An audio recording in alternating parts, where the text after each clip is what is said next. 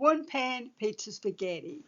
And don't worry about writing down the ingredients. I'll list that in the description bar. Okay, I'm in the mood for pizza, but I don't want to light the oven. And I don't want to make a pizza crust. I don't have a frozen pizza crust on hand. So I'm going to make pizza spaghetti. So right now, I've got some ground beef browning over here. And I'm going to add about a half of a chopped onion and cook that along with it.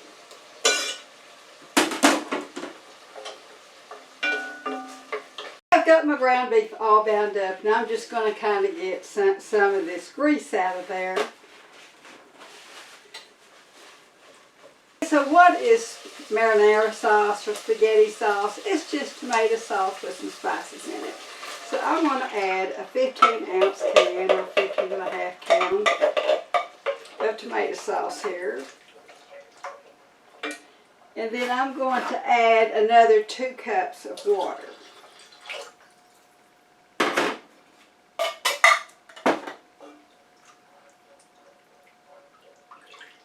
This, I'm also going to add about a tablespoon of olive oil because, you know, pizza Italian, you've got to have some olive oil. So I'm going to put that in there.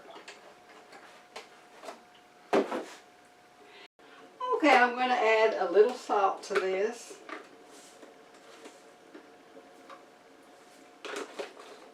A little sugar.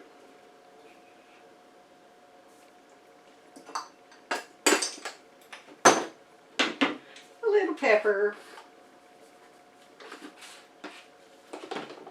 Now this is strictly up to y'all. We like the peppers in ours, so I want to add some pizza pepper to this.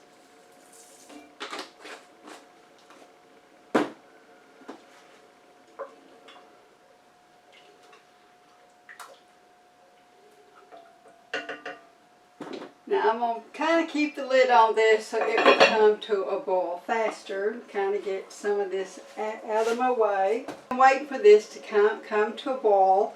Now you're wondering, where's the Italian seasonings?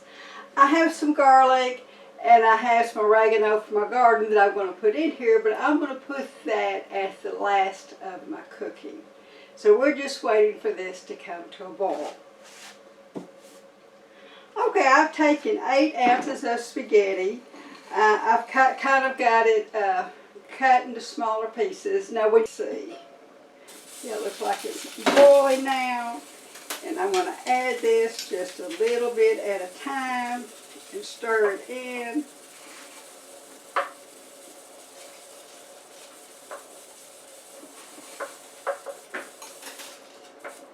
Now, doing a one pot spaghetti, this would be great for camping, so because you don't have a lot of dishes to mess up.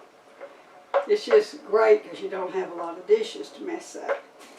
I'm just going to keep adding this in here a little at a time. I want to make sure the spaghetti is covered with the liquid.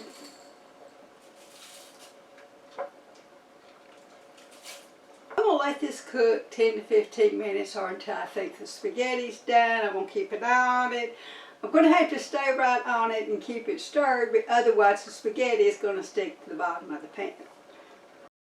Now, when you're trying to make up your own recipe, the ratio of water to spaghetti or any pasta, I had 8 ounces of spaghetti, a 15 to 16 ounce can of tomato sauce, or this could have been spaghetti sauce to begin with, and 16 ounces of water. Now, that is a ratio of 1 part spaghetti to 4 parts liquid. Now, when you're stirring it, you've got to keep the spaghetti separated to avoid it from sticking together. You've got to stir to the bottom of the pan, bringing the spaghetti from the bottom to the top to avoid it clumping on the bottom of the pan.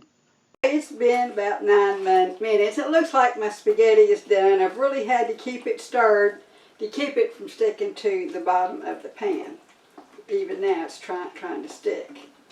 Okay, now I took some, I have dried herbs from my garden. I crumbled them up and I'm going to add this now.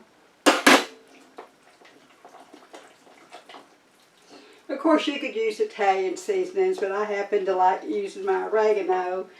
And then I'm going to add my garlic powder. Now I could have cooked garlic when I was cooking my sauce, but I really like the extra strength that the garlic powder puts in this. So that is a full teaspoon I put in there.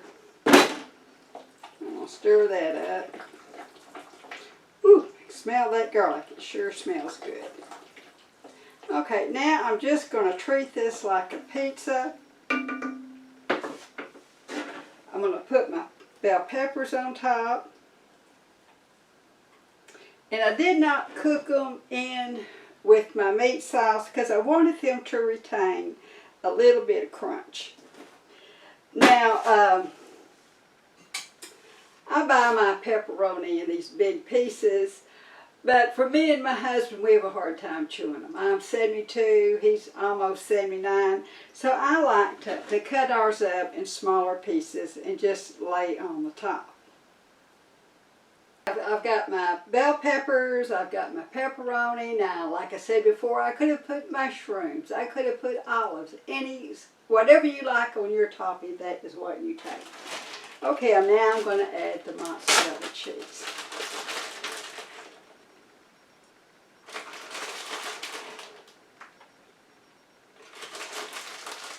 It's about 3 cups.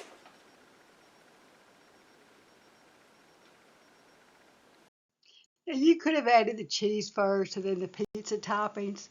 It's your pizza. It's your choice. Okay, I'm going to put a lid on this. Put it back on the burner. And I'm going to heat this up 5 to 10 minutes. I'm going to keep an eye on it until all the cheese is completely melted.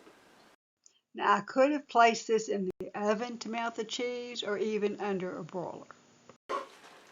Okay, our cheese is all melted and now we're ready to eat. Now I will admit this is not as good as a real pizza, but pretty good for a quick and easy one-pan meal. Like, subscribe, and share so you don't miss any of these easy to please, easy to fix recipes.